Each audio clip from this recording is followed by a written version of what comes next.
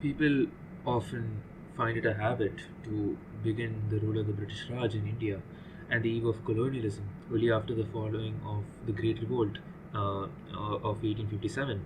The bloody and brutal crackdown of India's last breath and real attempt at undermining British colonial rule would, however, be equally as brutally suppressed. This view, however, completely deracinates the main role and presence of company rule, which was virtually British parliamentary rule following several acts passed by the Crown over the subcontinent.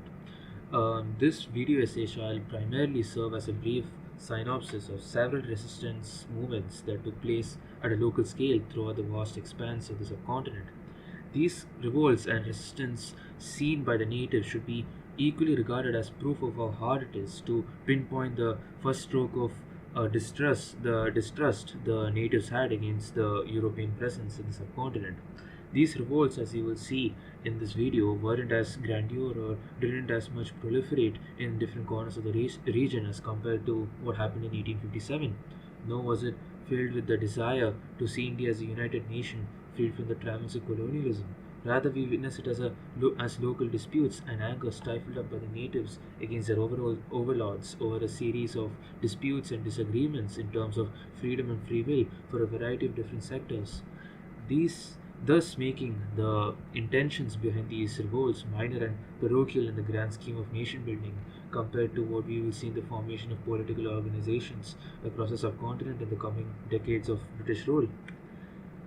My main goal in discussing these topics is to make uh, South India the cynosure for now, the main center of attention. I will try to make another video focusing on and discussing some main points of early sedition in northern India, but the first half of the video will primarily include South India and then we will slowly move to North India as well.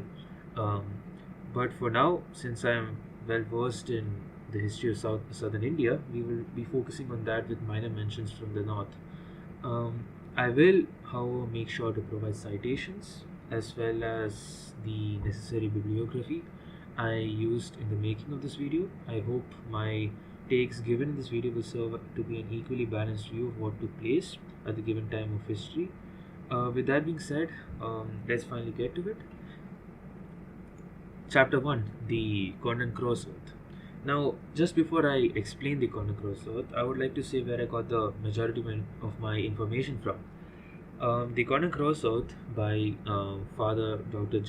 Jose John gives a really interesting deep dive into the several issues that plagued the native Christians during the time of Portuguese liturgical hegemony over the native Christian church.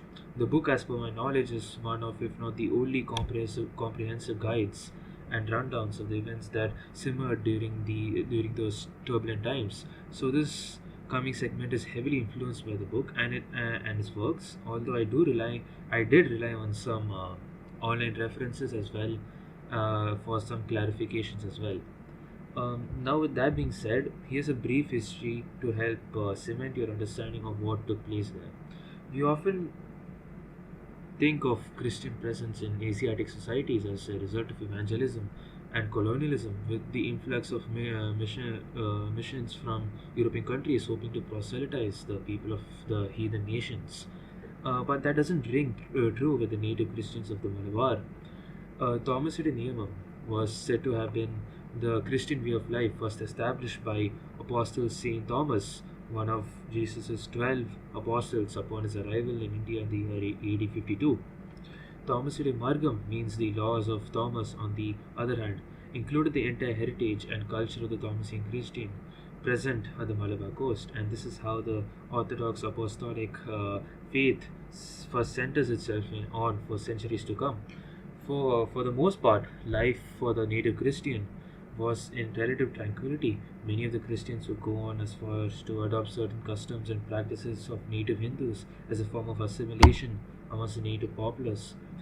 This too remained the case when higher caste Hindus did indeed decide to convert to Christianity without the expense of losing some certain traditions. The isolationism faced by the Malabar community would change with the connection that would be drawn between the Persian church and the Malankara church, which would be explained by the arrival of Persian merchants and communication and syncretism between them. In addition to the native Christians, in addition to that, the native Christians would go as far as to adopt the system of ecclesiastical hierarchy followed by the Persian Church, and would later adopt the office of archdeaconate, which would later be readdressed as the Archdeaconate of India, having complete control and authority to oversee the entire Christian community. The reason why I'm speaking of this strict and immutable socio-ecclesiastical hierarchy persisted for well over a millennia is because, as we will later see, it was undermined by the Portuguese. So far, from our understanding, we can say that the Orthodox tradition followed by the Malankara Church is intrinsically tied in communion, as a matter of fact, to the Persian Church. In addition to that, it also saw influence with Nestorianism, which deserves a wholly different explanation of its own. The Malankara Church too recognized the Babylonian Patriarch, and till the Synod of Diamper of 1599 would pledge no real acknowledgement of the Pope and his authority over the Catholic faith. So we see the Orthodox Church in communion and allegiance with several of the churches of the Orthodox world, from Babylonia to Persia and even Nestorianism. All of this would, however, transformatively change upon the arrival of the Portuguese on the 20th of May 1498 with the arrival of Vasco da Gama. Now, I won't be spending time explaining the A.Sreedhara India and all the viceroyalty established by the Portuguese in their attempt to assert political power over their conquered regions, because that deserves an entire video of its own. Instead, I'll be focusing on another main section, their ecclesiastical rule over the entire subcontinent. But for the sake of this video, I will be explaining the missionary and religious drift the Portuguese Christians had against the native Christians. Now, the arrival of Portuguese missionaries in the subcontinent, more specifically the Malabar coast, gave a completely new dimension to colonialism. This was more than just trading spices and brokering deals with native/local chieftains, but rather the promulgation and attempt to sell and impose their own worldview, or as a famous historian J.S. Deepak puts it, the position of the Christian onto episteme onto the natives. This historical contingency can be seen between the natives and the newly arrived Portuguese missionaries. The Portuguese viewed and perceived the native Malabarized Christians and the form of Christianity as flawed and heretical at worst. This mainly is due to their influence from Nestorianism and the general fact that it wasn't Catholic enough. This caused a massive rift between the two communities, which later led to some irreparable changes taking place. The Portuguese thus found it their main duty to conclude and somehow nudge the natives into their fold of Christianity, as the one they saw was deemed as heretical by them.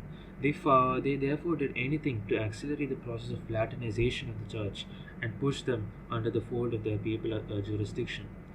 Of this, as aforementioned, will lead to the Synod of Diamper, which was officially announced on the June of 1599 and would last till the year 1653. The Synod of Diamper was detrimental to the church, as it had broken all ties previously held with the Orthodox world, as well as the ties it previously had with the Persian Church. It made the Portuguese insert their former papal jurisdiction and ecclesiastical control, and as mentioned before, it aimed for the complete Latinization of the Church. Till then, the Thomasian Christians acknowledged the primacy of the Babylonian Patriarch and not the Pope. This would, however, change. These subsequent events would lead to decades of ecclesiastical subjugation by the Portuguese missionaries and would subsequently lead to the Latinization of the Church and its holy scriptures, which till then was preserved, studied and analyzed in Syriac and Malayalam. Fast forward to disputes between the Archbishop situated in Goa, Alexis de Menezes, and a slew of different archdeacons claiming authority and power of the church. We have the arrival of Mar Atala, who, for the sake of this time frame in this video, is a primary figure in the church and would later be a significant figure and icon following the liberation and severance of the church. Mar Atala, on one hand, was a Syrian bishop, and the Thomasian Christians thought it would be conducive for them to be under the holy rule of the Syriac, of a Syriac rather than being under the ecclesiastical hegemony of an otherwise deemed foreign power. The rampant Latinization, coupled with the growing dissatisfaction over an ever more imposing Western jurisdiction, the tug of war between the archbishop and the archdeacon, and the decaying power the archdeacon had compared to this all-seeing panopticon authority it possessed, previously infuriated the natives and finally led to the Cotton Cross Oath. Now there are many interpretations of the Cotton Cross Oath.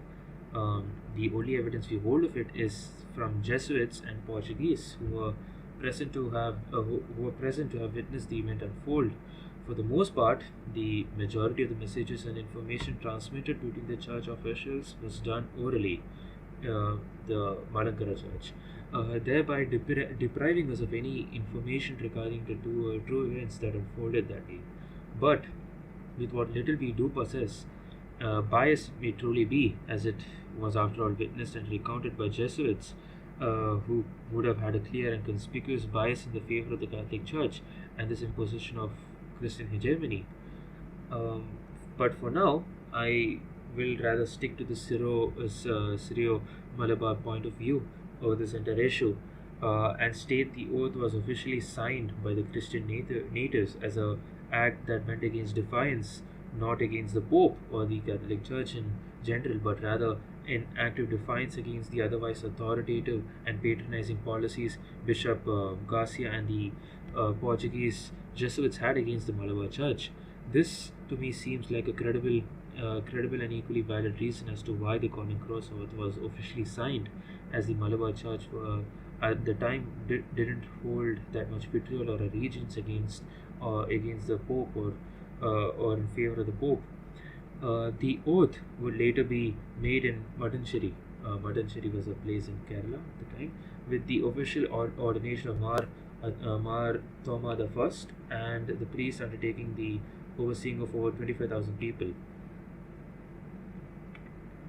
The Cotton Cross Oath officially ended over 5 decades of Portuguese ecclesiastical hegemony over the native Christians, and in many regards this could be considered as the first form of resistance, although not in the same nationalistic vigor seen in others. This is a rather really obscure and obscure factoid in history that we often like to ignore. The fact that the native Christians of Kerala teamed up together in order to stop the Latinization and otherwise all-imposing hegemony the Portuguese had over their ecclesiastical authority. This is a really interesting factor. The factors that I previously aforementioned are rather really interesting as we go ahead and analyze it in a much more deeper scale. With that being said about the Cotton Cross Oath, which was signed in the 1660s, I would like to go forward with chapter number 2 of this video, that being the Pazhassi Revolt. Now, I swear to God this will be the second last one in dedication to the Malabar revolts. I swear I will include other regions of India as well with regards to their resistance against colonialism too, but I had to include this as well because of how magnificent the history behind it is. As most of you may know, the centuries before the arrival of Europeans in India was marred by the rules of local chieftains and rajas who gained a stronghold over the region for a considerable period, and even persisted in their role and authority even after the subjugation in the form of princely states and myriads of other treaties between the local chieftains and colonial overlords. As we all might already know beforehand, the southern part of India during the latter parts of the centuries leading up to colonization of the subcontinent was primarily ruled by swaths of rulers completely disjoint from each other. The region of Mysore, Hyderabad, and the one we will be focusing on this video is Kerala. Kerala at the time mainly was divided among many local rulers, chieftains, and feudal lords. The times of the Cheras and the Kulasekara empires were well past the country's history. Instead, we see the rising House of Travancore and Maynard come to power and seal authority over the coast shorelines of Malabar. The case in northern region of Kerala was, however, different. For centuries, the Zamorin's of Calicut ruled the region through a system of feudatories and various branches of branches of the family gaining control and sealing it for themselves in the gradual test of time. The region we'll be focusing on this video is Wayanad and Kottayam at the time of Tipu Sultan, at the time of the Tipu Sultan invasions of northern Malabar. The Mysorean invasions of northern Malabar saw the region under subjugation of Tipu Sultan for decades, as what subsequently followed. The British, under a joint alliance, kicked out Tipu Sultan from northern Malabar, while from the most of it under the rightful acknowledgement of the company's suzerainty over the region. The regions other than Wayanad came under direct company rule after the Treaty of Seringamapatnam nearing the end of the Third Anglo-Mysorean War, and this is where the scene sets in. The rebellions following the thwarting of Mysorean hegemony over the region saw a new power nearing the region, the EIC, the East Indian Company. The Zamorans and multiple branches of the royal family were particularly displeased at the fact that they were usurped out of their previously held prerogative positions as rulers of the region. This led to a form of restorative rebellion conducted by the Zamorans. The rebellion was particularly spearheaded by the western branch of the family, who, after their displeasure in losing their royal status, much like many of the rulers who agreed under the stipulations and treatises, rebelled against the company officials in an open act of defiance under their rule. This royal revolt, however, wouldn't last that long, as we would see them agreeing over a 10,000 rupee pension grant given by the company, which kind of shows their true intentions this entire time. With that context of what the situation was between these minor rulers vying for power over royal status, we will get to the real person behind this all, Pazhassi, otherwise known as Kerala Varma. His real name was Kerala Varma, and the district headquarters where his administrative power was centered at was in Kottayam, Pazhassi.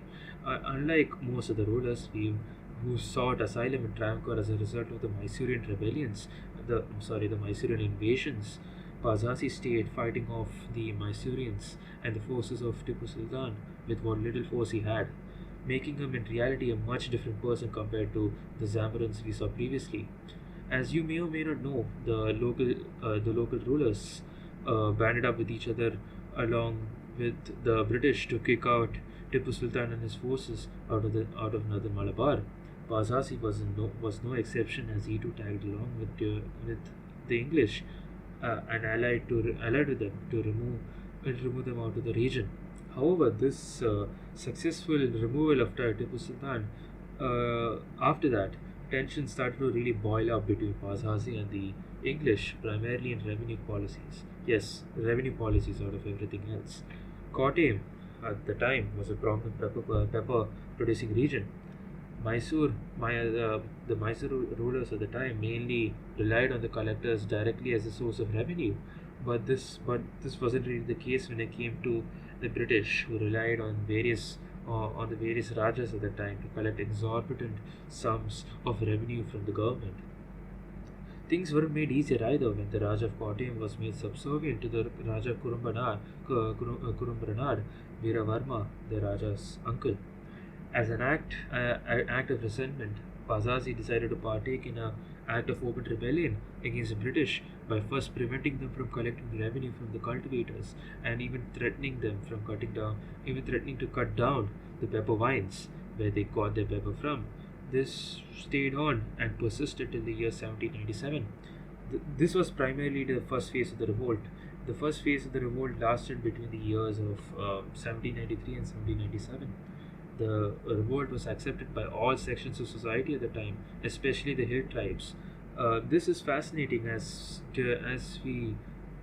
this revolt we see didn't specifically cater towards the vested interests of the Raja alone, like we saw previously, but for the interests of the common people, making this revolt a special kind not seen all that often in the history of Indian rebellions. The Pazhassi Raja would go on to pursue a form of guerrilla warfare against the British and resided in verdant forests of Wayanad as a form of protection and refuge from the company forces.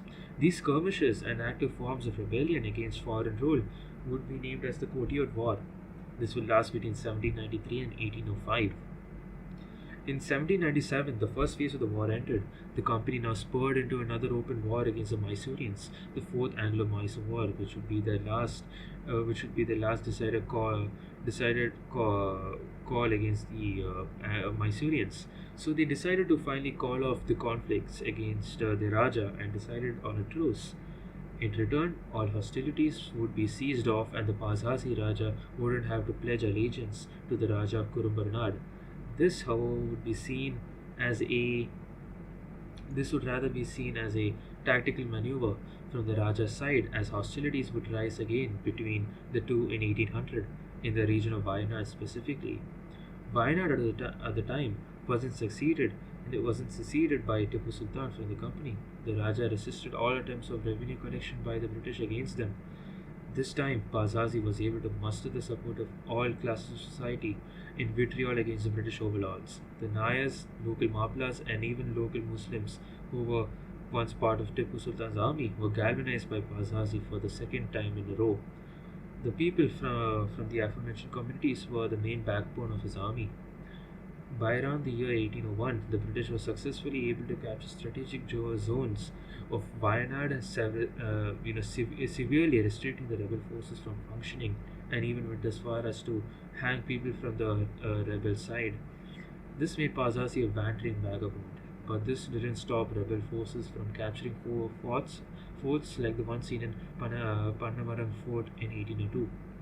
Things weren't made easier with the British, however, as they instituted more harsh land reforms and revenue collection policies.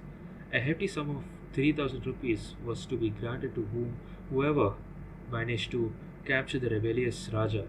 Raja Kaila Varma of Pazhassi would later die in the November of 30th, 1805. Legends say that he swallowed a diamond to escape capture from the British. The legend of Pazhassi is in its own right fascinating, although there is much more to it, as I am merely paraphrasing what I read. I forgot to mention the involvement of a particularly prominent member of the EIC, Colonel Arthur Wellesley, hero of Waterloo, who was particularly fascinated by the techniques of guerrilla warfare utilized by Pazhassi that inspired him to use it during the Napoleonic Wars in the Peninsular War taking place in Spain, which, by the way, was staunchly against Napoleon at the time. And this is a whole other explanation. Either way, the legacy has over the vast swath of Indian history is a strong one. The legacy of Pazhassi still remains staunchly held by many of the people of Kerala and shouldn't be forgotten, as he is often considered to have instigated India's first rebellion against company rule. Chapter 3, Vellore Mutiny.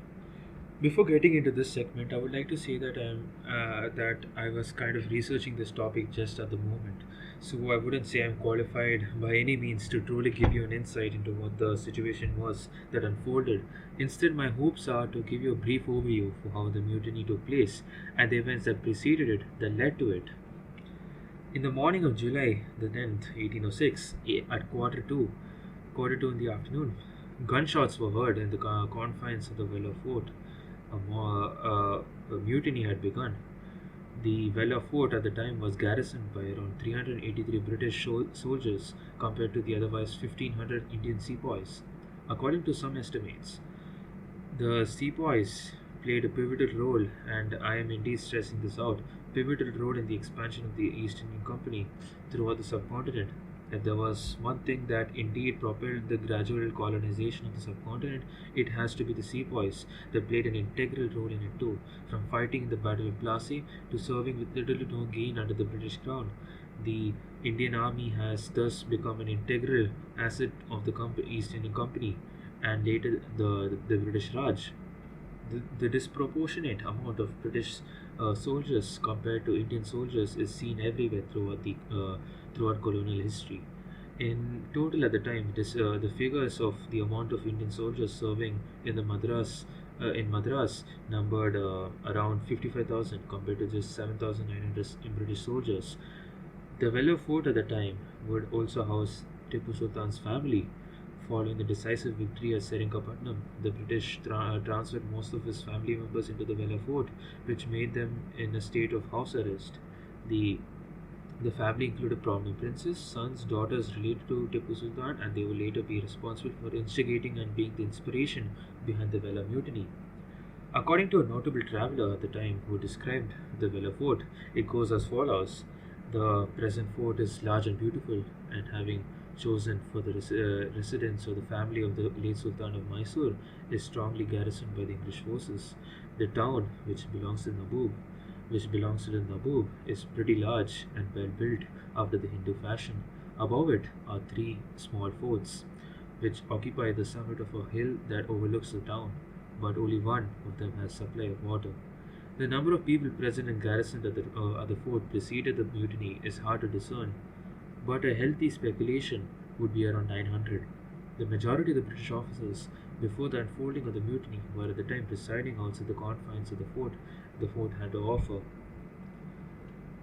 Colonel Fancourt, seeing the distress that followed after the rebellion, wrote a note pleading for the nearest military station situated at Arcot uh, to come for aid and support. The deaths caused by the mutiny and its eventual suppression were very many, but that leads to the question, what caused the mutiny in the first place? According to the words of Sir George Barlow, a prominent company servant at the time and a well-respected one at that, the governor and commander-in-chief of Fort St. George are probably not yet aware of the sudden and violent effects of the slight appearance of a violation of secret prejudices among the natives of India. They were disposed, therefore, to ascribe to distant and unknown causes that disaffection of which, to a certain extent, at least they must admit to be proximate and certain. Now, in all actuality, this isn't far from the truth. Behind the Vellore Mutiny, the mutiny initially was instigated of a growing malice against the company officials over matters such as suppression of identity, over over a rapidly modernizing regimental system instituted by the company officials, over the sepoys serving under them. Some of these reforms, as we would later know, were highly detrimental to the sepoys' tradition and identity, such as the agnew turban, which resembled the European hat, and of course not wearing it would lead to upwards of over 900 lashes and being thrown away from the army. Company soldiers were also recommended to not wear any ornaments and disown all forms of caste identification and anything relating to their religion, like the fact that people had to trim their beards off and earrings were not permitted at all. This growing resentment, felt by the soon to be mutineers, ebulliently manifested itself on the 10th of July with the siege of Fort Vellore by the mutineers. Their escapades, however, would stop as the company forces were successful at stopping the revolt. It is also important to note the involvement Tipu Sultan's family had in the entire mutiny. The main instigators behind this revolt were the princes themselves, whom the officials before this had suspicions over the fact that an act of sedition of that kind could exist and further promulgate to that level. The after effects of the Vellore Mutiny were profound to say the least. Before the unfolding of events, the main governor of Madras, Lord William Petnick, and Lord Cradock would later be removed from their positions of power as the Sepoy Mutiny showed a severe discrepancy over the ever more present Madras presidency at the time. Lord Petnick, however, made sure to remove the reforms made by the previous general and rescinded it altogether. The Sepoy mutiny overall resulted in the deaths of around 800 sepoys, and the royal family of Tipu Sultan would be exiled and be under a house arrest. The Vellore mutiny, according to some, can be regarded as a prelude to the up and coming war of independence in 1857, according to Vinobhai Savarkar. Whereas much a similar case happened in which the participants were sepoys, who were equally as displeased at the British for encroaching and violating several of the belief systems and instead imposing theirs instead. At least that's what first instigated the revolt initially. The work and research done into understanding the events behind the Vellore mutiny is ludicrously vast and next to impossible to compress down to a video as short as this. So this is where I would conclude in the discussion of the Vellore mutiny. Chapter 4: Civil Rebellion in Awadh. Okay, unlike the other explanations, the revolts and uprisings following the third section This will be rather small and relatively minor compared to the first three I discussed, mainly because of the minor scale most of these uprisings were held throughout India over decades, and because of a lack of general momentum it had gained over the initial years of beginning them. With that being said, we get to the civil rebellion that took place in Awadh. Awadh, otherwise known as Oudh, at the time was a prominent region in northern India, Uttar Pradesh to be specific, then ruled by a Nawab. The Nawab mentioned here uh, is known as Vizier Ali. Oudh was a strategic zone um, back then for the East Indian Company, as it served as a bulwark against foreign forces and rulers from taking over huge swaths of land from the AIC. Considering the alliance and cooperation, however innocuous it may be, the Nawab of Oudh and EIC had it served a very important purpose for of company policy back then. The IAC insisted on military reform and economic shifts to take place in the regions of Wood. What economic and military reforms, you may ask? The economic ones served as a detriment to the Awadh economy. The British signed a commercial treaty with the Nawab of Oudh in the year 1788, and trade between Calcutta and Benares increased exponentially. However, this trade was heavily restricted and governed by the EIC's Gomastas, who can be seen as superintendents appointed by the company at the time. G.F. Cherry, at the time an English resident, insisted on completely transforming the Oudh military at the time and insisted on replacing it with his prodigies. In conjunction with this statement, Sir John Shore would later remove Vizier Ali Khan from his post as Nawab and instead replace him with Nawab Sadat Ali, his uncle, who was living under a pension this entire time. It should be noted how the entire kingdom at the time was transformed from the upside down under company pressure. Law courts replaced neutral judges with the English ones as new codes went forth and instrumentally changed and implemented English law and court. The Battle of Buxar fought in 1764 saw the lands of Benares being ceded to the British as well as due to their involvement along with Shah Alam II, the conflict against the company. All this added to the all this added to the precarious situation that led the vizier into obscurity and caused immense distress and vitriol against the company officials altogether. From the vizier's side, the growing threat of Zaman Shah and his possible conquest of Benares created immense stress for the AIC. This led to a stipulation that they should kick out Vizier Ali from Oudh altogether and transfer him to Calcutta, Fort William, to be specific, instead, due to his potential allegiance towards Zaman Shah. This, of course, didn't hit Vizier Ali all that well, and on a fine day on the 13th of January 1799, he arrived at the house of Sherry, a prominent English officer and commander at the time, and his troops, including him, wound up killing five British officials and civilians by fatally shooting them and preventing them from escaping. This event came to be known as the Benares Massacre and thus initiated an act of open resistance by the Vizier against the company's intervention in internal politics. The Vizier would end up creating more havoc by escaping capture, and he managed to escape General Erskine, a commander, chasing him, and his partisan fighters at the time. Uh, were, and he basically managed to escape from them.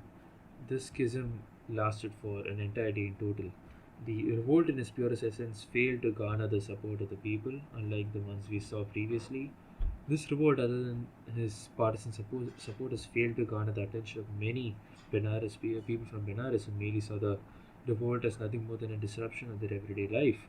The main purpose for it and the reason for keeping it away from complete annexation was for it to serve as a buffer state between the Bengal presidency and the foreign forces of the Rani Empire. Vizier Ali Khan would later spend the latter years of his life in forests and was imprisoned after seeking support from the Raja of Jaipur Pratap Singh, who gave him away to company officials under the promise that he wouldn't be executed. He died in prison later on. With that being said, I would like to I would like to conclude this video by stating that I only mentioned 4 revolts, even though for the fact that there are myriads of them spanning from northeastern Indian revolts to northern Indian revolts to even more southern Indian revolts. I, however, will be focusing on creating another second part for this video dedicated towards this specific topic that I have engaged with in this video. In addition to that, I would also like to add up to the previous video I actually made about the EIC and the actually starting from the famines and ferocious famines of 1734 and so on. With that being said, I would like to actually conclude this video by saying that it takes an immense amount of time to actually conclude to collect up information about these revolts, about these fights, about these things that took place centuries ago and has gone down in the human annals, and it really would mean a lot if a subscription would be possible, because by supporting this channel it may further incentivize me to actually go further deep into my videos and actually explain things in a far more nuanced way than I just did. So with that being said, I would like to conclude this video by stating that it has it's been great making this video. It took me a few days to do so,